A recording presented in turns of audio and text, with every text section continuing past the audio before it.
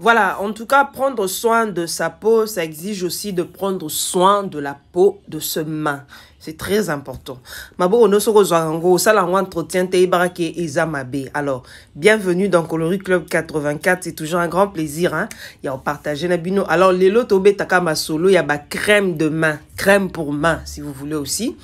Alors, première crème na biso eza crème esa mi bongo na base ya carotte. Webi que carotte ezara déjà très important et puis ils aura bien pour la peau et puis ça ka peps na peau.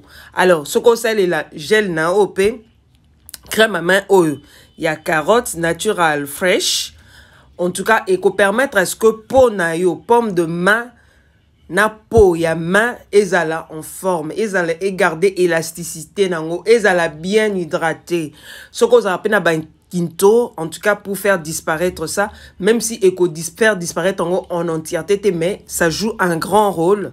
Crème de main et joue un grand rôle pour maboko. Maboko et kauka, maboko et koma makasi. En tout cas, il faut toujours recourir na crème de main.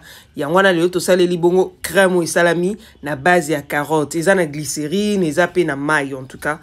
Huile, ils allient en tout cas bien wana et salaka maboko bien et lisa maboko.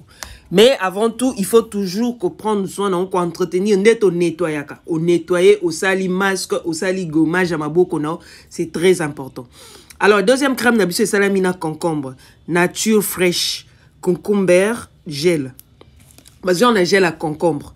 Oui, bien concombre, ils ont bien pour la peau, pour tout type de peau. En tout cas, épais sa fraîcheur, ils ont hydraté peau, ils ont éclairé, ils ont fait ça éclat na peau, ya maboko na yo. Ils ont la pomme de main, ils ont la peau, ya main.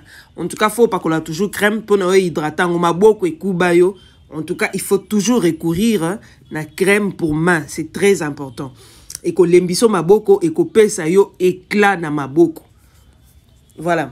Troisième crème nabiso plutôt et salam bongo na pastèque. Pastèque est hydrata kanzoto très bien. Donc eko hydraté pe maboko no surtout bato bazaka maboko e kauka peau sèche maboko e kauka et longwa ba poso maboko e kemba en tout cas crème oyo eko aider yo et lembisa yo maboko. Parce que pastèque est hydrataka makasi. Pastèque est hydrataka makasi. Et ça bongo produit naturel fraîche. Watermelon. Et ça, n'a pastèque. Voilà. Tout le c'est la produit où il y a maison moussoussoué and plus crème. Alors, et ça, on a rose na ba perle. Rose water. Donc, rose maille rose na ba perle.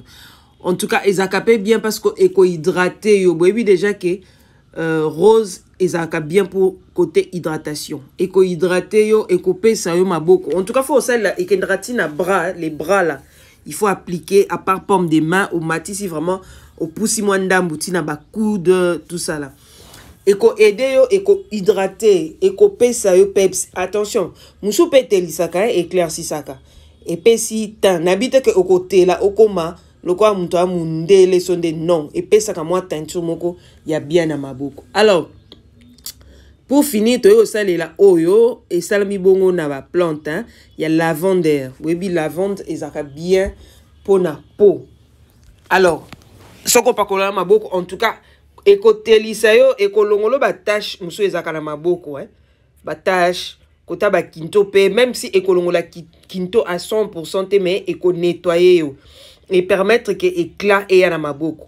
Voilà pourquoi il faut deux fois intégrer ma crème de main na ba routine na bino. C'est très important ba te ba négligaka. O maboko e kemba, o maboko e kuba, o maboko za abattage, ba crème de main et jouera un grand rôle pour entretien à maboko. Mais pour évendre bien, il faut toujours qu'on nettoie bien avant, qu'on entretenir, qu'on sala ba masque ndé to sala rapé na longi. C'est très important.